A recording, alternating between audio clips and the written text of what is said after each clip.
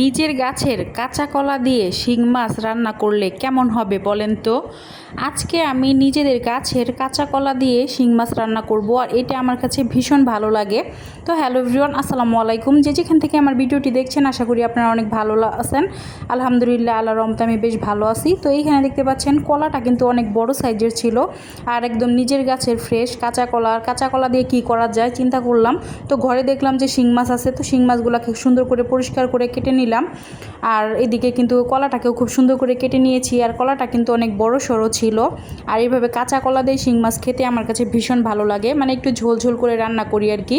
তো প্রথমে কিন্তু আমি এই কাঁচা কলা রান্না করার আগে কচু রান্না করে ফেলেছি। এই যে কড়াইয়ের মধ্যে কচু রান্না করার পরে কিন্তু এখানে আমি কাঁচা কলার তরকারিটা বসিয়ে দিব।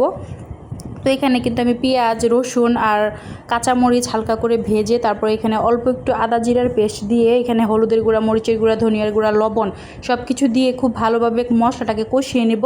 কষানো হয়ে গেলে কিন্তু মাছটাকে ছেড়ে দেব, আর মাছটা দেওয়ার পরে কিন্তু খুব ভালোভাবে মাছটাকেও মিক্স করে নেব মশলার সাথে।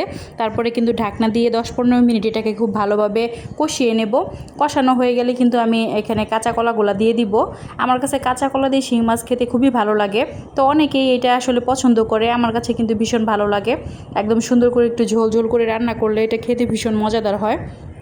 তো এদিকে কিন্তু মাছটা আমার কষানো কমপ্লিট। মাছটাকে এখন আমি নামিয়ে নিব। মাছটা নামিয়ে নেওয়া হয়ে গেলে কিন্তু কাঁচা কলাটা দিয়ে দিব। এখানে আমি টোটাল 3টা কাঁচা কলা নিয়ে নিয়েছি। তো এখানে দেখতে পাচ্ছেন কাঁচা কলা কিন্তু অনেকগুলা, আর বড় বড় সাইজের কাঁচা কলা। তো কাঁচা কলা খাওয়ার কিন্তু মজাই আলাদা, আমার কাছে ভীষণ ভালো লাগে।